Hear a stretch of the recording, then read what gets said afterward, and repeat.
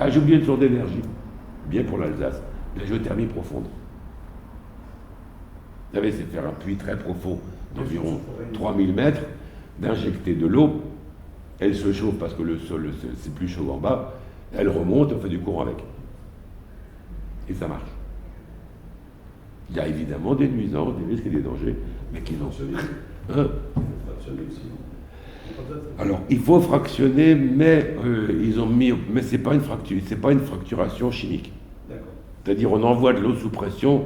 Pour la fracturation au gaz de schiste, on envoie de l'eau avec de l'acide. Là, maintenant, il y a des systèmes au point. À celle, ils l'ont mis au point. La fracturation hydraulique simple. De l'eau. Ce qui ne veut pas dire que c'est zéro effet. Oui, il y a toujours. Mais, comme tu as vu, choisissons nos nuisances, nos dangers et nos risques. C'est tout. C'est une centrale derrière les cycles Kléber, donc construit un bâtiment qui fabrique de l'énergie biomasse, non? Ah oui, il y a la biomasse. Oui, celle-là, je l'oublie toujours, celle-là. Oui, la biomasse, ben, c'est transformer les déchets agricoles, les déchets organiques en CO2. Ça fait du CO2, ça fait du gaz qu'on peut chauffer avec. Le plan Négawatt propose qu'en 2050, environ 30% de notre énergie sera de la biomasse. Parce qu'il y a toujours des ordures, parce que la biomasse intelligente. La biomasse pas intelligente, c'est transformer l'agriculture pour produire des machins à biomasse. Et ça, c'est horrible. Ça veut dire agriculture extensive, on enlève toutes les betteraves qu'on veut, le blé, tout ce qu'on veut, pour faire que de l'énergie. C'est pas bon, parce que ça renforce les engrais, tout ce qu'on veut. Dans les Vosges, nous avons un lac qui s'appelle le lac Blanc, qui est un lac de... Non, qui est un lac de glacier, et l'occupant allemand dans les années 1920 a fabriqué un deuxième lac artificiel au-dessus, et entre les il a mis un tuyau avec une turbine. Pendant la journée, quand on produit trop de courant électrique, eh ben on s'en sert pour pomper l'eau du lac inférieur dans le lac supérieur. Et la nuit, quand on a besoin de courant, ben on ouvre le robinet, l'eau coule et fait du courant. C'est une manière. Les Suisses font ça tout le temps. Le système de lac différentiel. Et comme ils sont très malins, les Suisses, très pragmatiques, et que l'électricité est un bien marchand avec une bourse d'électricité où on échange, etc., où on se fait des tirages de bourse, et ben les Suisses, ils achètent du courant électrique quand il n'est pas cher, ils pompent dans leur lac, et quand le courant est cher, ils ouvrent les vannes et ils revendent. Ils sont malins, les Suisses. Donc il y a ça. Il y a aussi la transformation de l'électrolyse de l'eau. On transforme avec de l'électricité solaire, on électrolyse l'eau et on fait hydrogène, oxygène, qui se stocke facilement.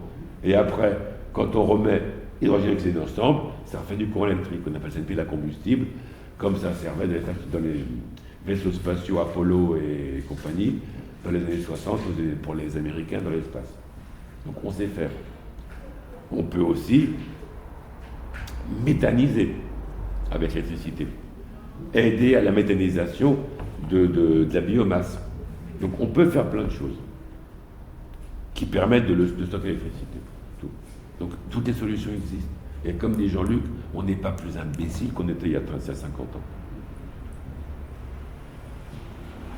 Encore une fois, c'est possible, il faut essayer. Et essayer, c'est prendre le risque que ça ne marche pas. Mais ne pas essayer, c'est prendre le risque de rien faire.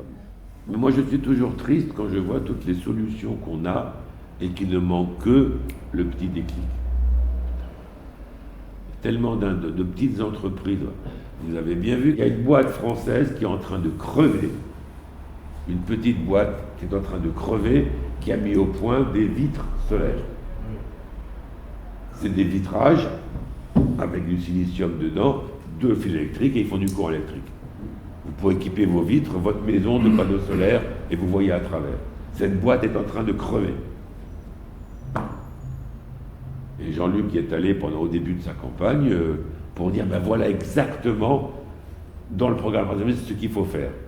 Une boîte comme ça, on nationalise. Parce que c'est la seule dans le monde qui sait faire ça. On ne va pas se la faire piquer par les Chinois, quand même. Et ensuite, on lui garantit des commandes pour qu'elle se développe. Et après, ça va venir tout seul. C'est tout. Nexis. Hein? La boîte. Nexis. N'existe pas. Mais ça, hormis Jean-Luc, un Macron pourrait le faire aussi, je veux dire, sur une entreprise comme ça. Ouais. Macron, mais n'importe qui pourrait le faire et on ne contrevient aucune loi de type Bruxelles ou n'importe quoi. Il peut le faire. S'il en a envie, il peut le faire. C'est tout. Tout le monde peut le faire. Mais il y a que Jean-Luc qui le propose. C'est ça le problème. Parce qu'on a toujours peur, nationaliser, ça veut dire communiste, ça veut dire rien d'amour. Ouais, ouais. Ça veut dire aussi affronter les lobbies EDF, Areva. Et ça, c'est, je pense... La plus belle phrase que j'ai entendue sur l'énergie de Macron, je crois que je l'ai mise sur Facebook d'ailleurs aussi, c'est quand il a... Ah non, sur mon blog, sur Mediapart. C'est quand il a été interviewé par Mediapart au mois de février, je crois, où la journaliste lui a dit, mais au niveau de l'énergie, enfin du nucléaire, pas du nucléaire, au niveau du nucléaire, mais vous avez dit que vous vouliez appliquer la loi de François Hollande. Macron coupe la parole et dit, mais non, de toute façon, oui, on va le faire, mais on n'a aucune idée comment sortir de ça en 2025. Enfin, 50% de nucléaire, hein. Baisser de 25%, quand même, pas déconner. En 2025, on ne sait pas comment faire, il va falloir repousser un peu. Et la dame dit, oui, mais le nucléaire, on sait très bien que c'est pas bien, enfin que c'est dangereux, etc. Est-ce que vous pourriez pas au moins mettre un horizon à la fin du nucléaire? Cet horizon, nous, on le met à 2050. Quand même pas demain. Réponse de Macron, vous n'y pensez pas. Si je faisais ça, j'aggraverais les problèmes d'Areva et d'EDF. Dire à une boîte, il faut que vous changiez votre production d'ici 2050, ça va aggraver ces problèmes. Mais non, mais ça ne va pas, non. Ça, c'est Macron. Le court terme et la finance, point. Et le court terme, c'est la nomination justement du lobbyiste en chef comme Premier ministre. Je ne crois pas qu'il l'ait nommé à cause du nucléaire. Non, mais enfin... Mais il se trouve que ce gentil Premier ministre a bossé pendant 3 ans à Areva avec un super beau titre qui s'appelle Directeur des affaires publiques, ce qu'on traduit en langage courant par lobbyiste en chef. Parce qu'il a pas signé de contrat, ce gars-là, il a fait du lobby. Et puis que M. Macron est pro-nucléaire, et puis voilà, puis ils ont pris M. Nicolas Hulot, alors on peut en penser du bien ou du mal de Nicolas Hulot. Moi, je pense qu'ils l'ont pris comme paravent pour se garantir quelques voix écolo pour la législative.